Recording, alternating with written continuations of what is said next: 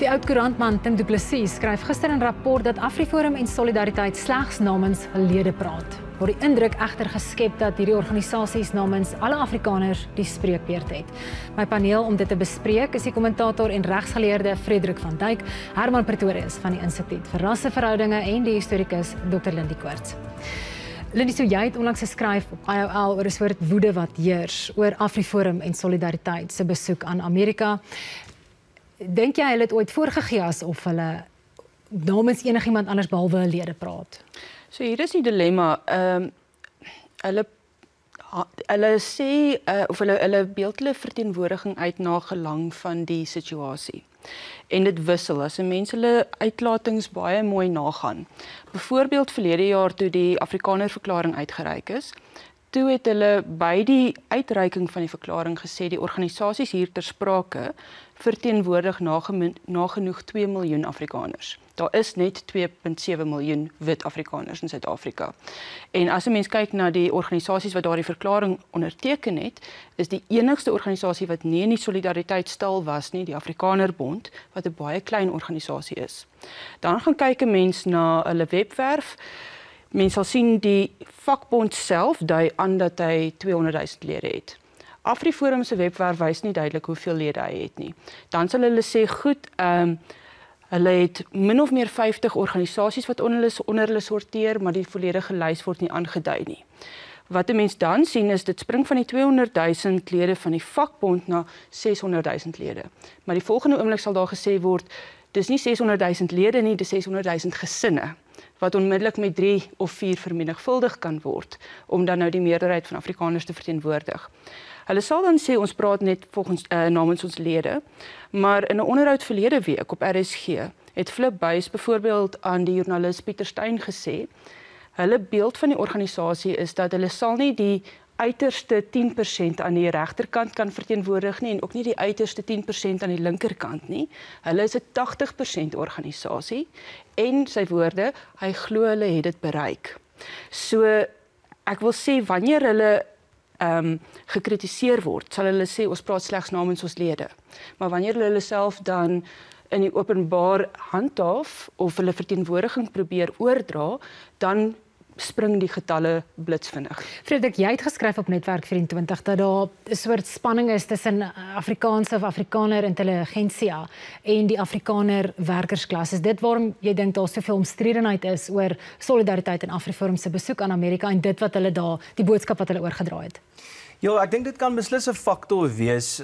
Wat ek bedoel wanneer ek praat van die Afrikaanse intelligentsia of die intellektuele, is hierdie verskynsel dat jy afdelings van daai intelligentsia of intellektuele dan nou sal kry, wat van die begin van hierdie, noem dit nou maar die Trump-kwessie of die Trump-solidariteitbeweging kwessie, 'n baie bepaalde standpunt ingeneem het om te sê het, maar hierdie ouens verteenwoordig ons glad nie, en dan kyk jy na die reaksie daarop en dan sien jy baie keer, maar sjoe, daar is dalk 'n klomp gewone ouens wie nou werklik verteenwoordig. En ek dink, om half aan te sluit by wat Lindie gesê het, om dalk moontlike tipe verklaring te probeer bied, die vraag oor wie hulle nou eintlik daar gaan verteenwoordig. Die eenvoudige antwoord sal natuurlik nou wees, wel nee, hulle het nie alle Afrikaners gaan verteenwoordig nie, want jy weet, hulle het net sê nou maar soveel lede, en natuurlik is Afrikaners baie polities uiteenlopend. Jan Bosman het dit so mooi geskryf so 'n week of wat gelede ook. So die eenvoudige antwoord is nee, natuurlik het hulle nie ons almal daar gaan verteenwoordig nie, omdat ons polities uiteenlopend is, maar vergun my om dit bietjie meer kompleks te maak. Daar is ook 'n ja wat betref dat hulle alle Afrikaners verteenwoordig. En dit is, as mens gaan kyk, dit gaan terug na die fondasie van identiteit toe, ook van Afrikaanse identiteit toe. Identiteit is nie noodwendig 'n ding wat kollektief van bo na onder afgedwing word, soos in die ou apartheidsjare, en hier is die vereistes om Afrikaner te wees, en ook al nie. Dit is ook nie heeltemal 'n individuele ding, 'n soort winkelrak benadering, waar jy identiteit van 'n rak af gaan kies, en nou is dit joune nie. Dit is meer 'n eksistensiële ding. Dit is, jy word gewerp in hierdie wêreld, en in hierdie Afrikaanse konteks byvoorbeeld, En dis daai Afrikaanse kontekstuele issues wat hulle op die tafel gaan sit in Amerika. So in daai opsig verteenwoordig hulle dus wel die Afrikaners. Herman, maar dink jy die ongemak miskien is hoe dit vir ons ander landsburgers miskien lyk? Ek weet binne in Afrikaner gemeenskappe woed die 'n groot bekleierery, debat en heen en weer, maar van buite af is daar miskien vrees dat die idee geskep word dat alle Afrikaners gemaklik is met Afriforum en solidariteit en dit wat hulle in Amerika gaan sê het. Ek dink dit is deel van die risiko en ek dink mense kan gaan kyk na iemand soos Otto von Guericke se idee dat die sosiale kontrak bestaan uit 2 kontrakte as dit ware.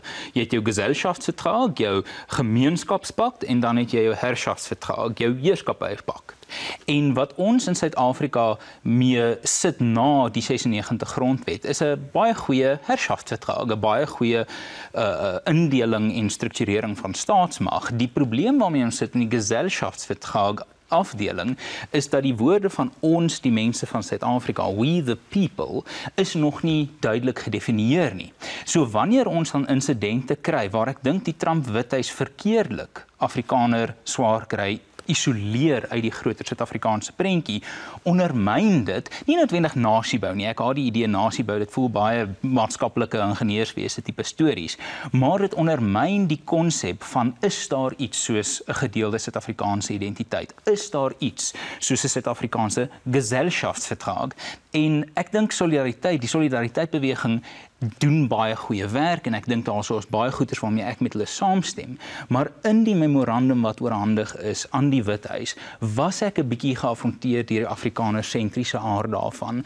Ek is 'n Suid-Afrikaner eerste en 'n Afrikaner tweede en ek sou graag wil hê my land moet sukses bereik, want as my land sukses bereik, deel my etniese, kulturele volk in daai sukses en ek voel daar was dalk 'n bietjie 'n omdraai van prioriteite, wat dalk die antwoord ja, hulle verteenwoordig Afrikaners kan ondermyn, want ek dink daar's baie Suid-Afrikaners, Afrikaners wat hulle Suid-Afrikaanse identiteit dalk 'n bietjie hoër ag in terme van waar die prioriteite van sukses vandaan moet kom. Lindy, as die argument gemaak word of die aantuiging dat solidariteit en Afriforum in die Afrikaanse media genormaliseer is, wat is wat hulle doen abnormaal?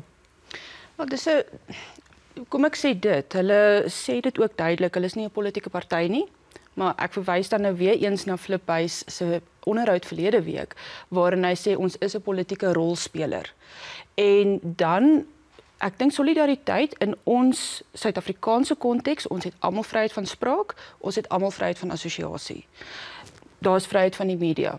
So natuurlik kan hulle assosieer soos wat hulle graag wil, kan hulle toegang hê tot die media, soos al 3 van ons wat vanaand hier sit, op dieselfde manier. Maar dan is die vraag, wat is die rol wat aan hulle toegeken word? Word die rol aan hulle toegeken volgens hulle posisie in die samelewing? Of word hulle die rol van onafhanklike kommentators toegeken?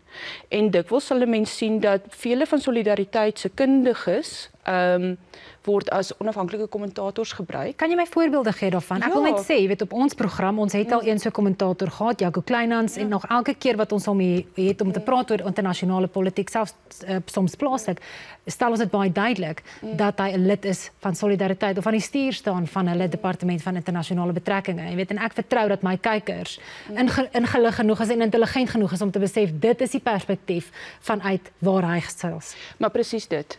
So Jaco Kleinhans is 'n voorbeeld en presies wat jy nou gesê het, die perspektief waaruit hy gesels en ons weet wat 'n solidariteit. Ek kan nie dink aan 'n enkele geval waar iemand as 'n onafhanklike kenner voorgehou is nie. O, dikwels as 'n mens luister na RSG byvoorbeeld, maar hulle sê ook wat sy titel is. Ja, die titels word gekoppel aan 'n organisasie wat 'n bepaalde posisie in die samelewing ingeneem het. Dis die punt wat ons probeer sê. So ek wat aan 'n universiteit werk byvoorbeeld, ek is nie 'n neutrale objek soos wat ek hier sit nie. Ek het 'n agtergrond, ek het opvattings, ek het 'n opleiding waar volgens ek praat, ek het invloede ten alle tye en dan probeer mense so eerlik as moontlik daar rondom wees. So my affiliasie word ook genoem, die Universiteit van Pretoria, soos wat Solidariteit se affiliasie dan genoem word. Maar die Universiteit van Pretoria of enige ander universiteit waarna ek verbonde is, speel nie dieselfde rol in die samelewing as wat Solidariteit speel nie. En die universiteit beskou homself nie pertinent as 'n politieke rolspeler nie, terwyl Solidariteit dit pertinent sê dat hulle self as 'n buiteparlementêre politieke rolspeler sien. Frederik, as ons praat oor die griewe wat AfriForum en Solidariteit oor gaan gesels het in Washington, jy weet, daar is seker nou maar kan 'n mens sê daai tipe van griewe, maar ook op voedselvlak weet ons dat baie Afrikaners, Afrikaanssprekendes werklik sit met uitdagings in Suid-Afrika vandag 30 jaar na demokrasie. Maar ek wil jou net aanhaal, jy weet jy het gesê wanneer daaroor gepraat word dat hulle geen regstelling of opheffing wil sien nie en in hul harte hebsugtige rassiste is. Dis hoe hierdie mense soms uitgemaak word wanneer hulle kommer uitspreek oor iets soos die Bella-wet of die onteieningswet. Ja, en dit is ongelukkig. Nee, dit is nou wat ek met twee van my stukke probeer doen in die laaste week en daar's 'n derde een nou ook op pad wat so 'n bietjie terughap na die ou Boetman debat toe en baie van die kykers sal miskien daai debatte van Chris Lou en so aan onthou. Wat die probleem hier is ons het 'n probleem met die gehalte van Suid-Afrikaanse debatvoering en spesifiek ook die gehalte van Afrikaanse debatvoering in Suid-Afrika. Jy sien en ek het spesifiek die afdelings van die Afrikaanse intelligensia daarvoor noem dit nou maar uitgewys of uitgekol soos hulle in Engels sal sê, dat daar's hierdie neiging om na karikatuur en belediging te gryp wanneer wanneer mense griewe begin op 'n redelike griewe, soos byvoorbeeld kwessies rondom die onderwyserstukbepaling van die Bella-wet. Kwessies soos byvoorbeeld wat is die toekoms van familieboere as ons sit met onteiening sonder vergoeding en die bepalinge wat daarmee saamgaan. En natuurlik ook rasgebaseerde maatreëls in die werksomgewing.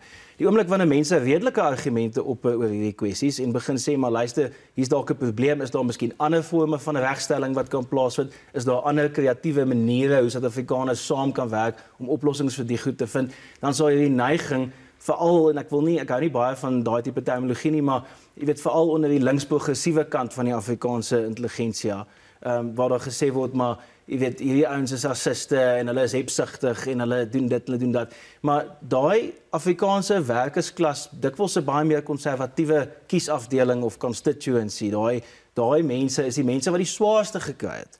En net na 1994 in die tyd toe die staatsamptenary byvoorbeeld stelselmatig die eerste vorme van regstellende aksie beleef het. So ons moet na daai mense luister en ons moet eerlik en opreg na daai mense luister en ons moet insien dat die Afrikaanse werkersklas en middelklas regtig ook 'n politieke sê het in die Afrikaanse wêreld. Dit is die Boetman generasie, dis my generasie wat kort daarna gekom het, wat baie dikwels deur hierdie, wil ek amper sê, hoogvaardige hoëpriesters in die Afrikaanse intelligensia voorgesê word van julle mag dit nie en julle mag dit nie en julle moet nou pivot en julle moet nou so begin dink oor goed. So, jy weet, daai ding moet ons stop. Daai ding moet ons regtig stop. Dankie julle, ons gaan nou verder gesels.